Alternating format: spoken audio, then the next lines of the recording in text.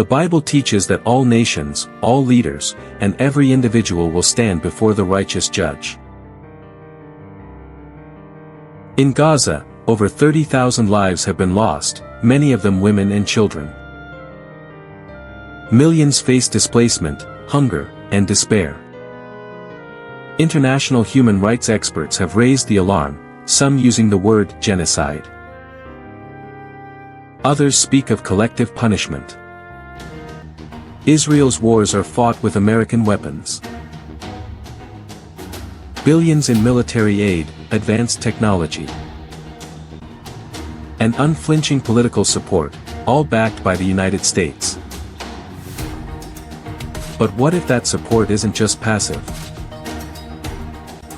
What if America isn't just funding a war, but helping to commit war crimes? Every year, Israel receives over $3.8 billion in U.S. military aid, more than any other country. The weapons include F-35 jets, bunker-buster bombs. These are not just defensive tools. They're actively used in strikes on densely populated areas, in Gaza, the West Bank, Yemen, and Lebanon. According to human rights organizations like Amnesty International and Human Rights Watch, these strikes may constitute war crimes, indiscriminate bombing, and targeting civilian infrastructure. When Israel is accused of violating international law, it rarely faces consequences, thanks to the United States. At the United Nations, the U.S. has used its veto power over 45 times to block resolutions critical of Israel. The United Nations was born from the ashes of World War II. A promise to never let humanity fall into chaos again. But today, that promise feels compromised. From shielding Israel at the International Criminal Court to halting investigations into Gaza bombings, the U.S. acts as a legal bodyguard, protecting its ally at all costs. Why such loyalty? Israel is more than just an ally, it's a strategic asset. It serves as America's forward base in the Middle East. For decades, the United States has called itself a defender of democracy and a protector of human rights. But behind the slogans, lies a darker truth. They call it the land of the free, the leader of the free world. But what happens when that leader breaks the very laws it helped write? From drone strikes that killed civilians, to wars that left entire countries in ruins. U.S. is facing growing accusations of committing, and enabling, war crimes. The list is long. In Pakistan, Yemen, and Somalia, drone strikes often hit more than just targets. Under President Obama, the U.S. launched over 500 drone strikes in foreign countries. The targets? Suspected terrorists. But the cost? Thousands of civilians. In Iraq, the world saw the horror of torture at Abu Ghraib. In Yemen, American-made bombs fell on schools and hospitals, with U.S. support behind the scenes. And then there's Israel, a key U.S. ally. Billions in military aid flow to Israel each year, funding operations in Gaza. The U.S. has given Israel over $150 billion in aid, more than to any other country. Each year, $3.8 billion in military support flows regardless of war or peace. But what's the cost of that loyalty? In 2021, Israel's air campaign killed over 260 Palestinians in Gaza, including women and children, in just 11 days. Shares high-level intelligence, and helps project U.S. power across the region. By using Israel as the enforcer, the U.S. can avoid direct confrontation while still maintaining influence. Especially in areas where American boots on the ground would be politically toxic. Under international law, providing weapons used to commit war crimes makes you complicit. That includes not just the trigger puller, but the supplier. Despite this, the U.S. continues to increase arms transfers to entire buildings flattened. And in 2023, Israel resumed full-scale military operations, backed by U.S. munitions. At the United Nations, the U.S. blocks accountability. Accountability remains elusive, because both nations reject the jurisdiction of international courts. So when we ask who is responsible for the destruction in Gaza, or the oppression in the West Bank, we must also ask, who enabled it? Israel may be dropping the bombs, but they're often made in America. This isn't just about war. It's about complicity. It's about power, unchecked, unpunished, and fully funded. The United States still has the power to lead with integrity. To stop fueling conflict and start enforcing peace, equally. But that begins with accountability, transparency, and the courage to confront its own crimes. The question now isn't just whether war crimes have been committed. It's whether the world is ready to hold everyone, even the powerful, accountable. At the United Nations, the U.S. has vetoed over 40 resolutions critical of Israel. When the International Criminal Court investigated war crimes in Palestine, the U.S. pushed back, threatening sanctions and refusing cooperation. The message is clear. The rules apply to others, not to us. So what happens when the enforcer of international law becomes its greatest exception? Without accountability, the victims remain forgotten. Justice is denied. And future crimes are almost guaranteed. What is the message we send when power trumps law? For many in the global south and beyond, the answer is clear: the rules don't apply to the powerful. And America's silence in the face of its own actions is fueling global distrust. Across the globe, the U.S. is no longer seen as a liberator, but as an occupier. The images of drone debris, torture cells, and vetoed justice have fueled hatred and extremism, not peace. Washington condemns Russia for war crimes in Ukraine. It warns China about Xinjiang. But when it comes to its own record, or that of Israel, silence has drawn attention for quietly raising the question of Palestinian relocation.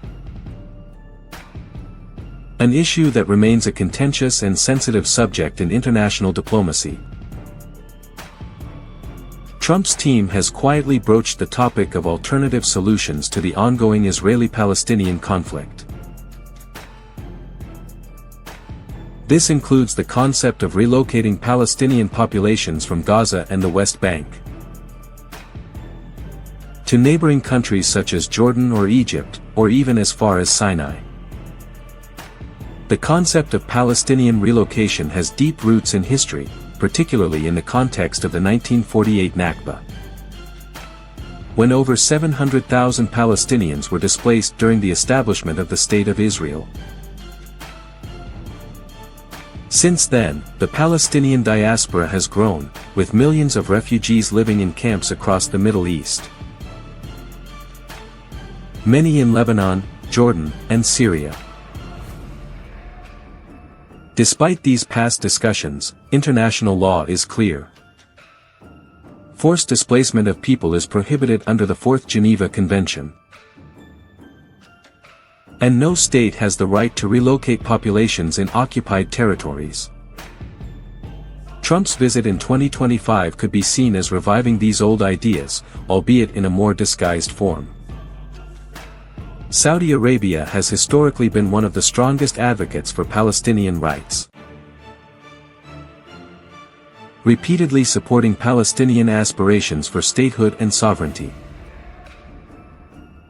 However, in recent years, the kingdom has been increasingly aligned with Israel over shared concerns about Iran's influence in the region.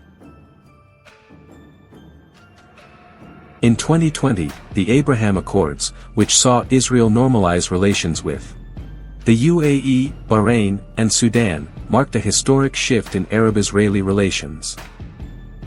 During Trump's visit, Saudi officials, led by Crown Prince Mohammed bin Salman, MBS, may have felt pressure to accommodate U.S. demands for more cooperation with Israel. However, Saudi Arabia remains a staunch supporter of Palestinian rights, and publicly endorsing a plan to relocate Palestinians would be political suicide for MBS, as it would alienate both his domestic base and the broader Arab world. For Palestinians, the idea of relocation is not just a matter of policy, it is a threat to their very identity. Palestinian refugees in Lebanon, Syria, and Jordan have already suffered generations of displacement. The Palestinian Authority, PA, led by Mahmoud Abbas, has rejected any form of resettlement or the compromise of Palestinian territorial integrity. The PA insists on the right of return for refugees, as enshrined in UN Resolution 194. This resolution states that Palestinians who were displaced during the 1948 Arab-Israeli War in Gaza, Hamas has strongly condemned any talk of resettlement, framing it as an Israeli and U.S. relocating Palestinians would be nothing short of ethnic cleansing. Trump's proposals regarding Palestinian resettlement have always been politically controversial. His administration's Peace to Prosperity plan in 2020, which focused on economic incentives rather than political solutions, was widely criticized for ignoring Palestinian aspirations for an independent state. Instead, the plan emphasized economic benefits, such as investment funds and infrastructure projects. With his Saudi visit, Trump's rhetoric of peace through prosperity is being tested once again. Some analysts suggest that Trump's real goal is to broker a grand bargain that sidesteps Palestinian sovereignty. By focusing on regional normalization with Israel and the Arab states, Trump may believe he can create regional stability at the cost of a Palestinian national solution. This might mean restructuring the region, pushing for economic incentives while ignoring long-standing Palestinian political demands. If Trump's agenda involves pushing for Palestinian relocation, even in subtle or indirect forms, it could have severe geopolitical consequences. The Arab world, from the Gulf to the Levant, has historically rejected it already. For Palestinians, the idea of resettlement is not just about political negotiations, it is a denial of their right to self-determination. International law, including the Geneva Conventions, makes it clear that displacement of civilians during a conflict is a war crime. Trump's potential push for relocation could open the door to further regional instability. While Trump's visit to Saudi Arabia may indeed reflect a shift in regional dynamics, the Palestinian question will remain at the heart of Middle Eastern geopolitics for the foreseeable future. The idea of relocating Palestinians, whether directly or through back-channel negotiations, is a flawed and dangerous road. The path to peace in the Middle East lies not in the forced movement of populations. Not all conflicts are treated equally. The UN will mobilize in some crises, and stay silent in others. Why? Because it often acts when superpowers agree, and stalls when they don't. Humanitarian intervention. Sanctions. Peacekeeping missions. They're too often deployed based on strategic interest, not human suffering. Global justice becomes a hostage of power politics. The UN remains stuck in a Cold War-era structure. Real reform will only happen if rising nations unite to demand it. Citizens and civil society put pressure on leaders. And the next global crisis makes reform no longer optional, but inevitable. The United Nations still has the potential to be a force for peace. But until it's reformed, it remains a battleground for influence where justice is often the first casualty. Thanks for watching. This is World Watch Insight.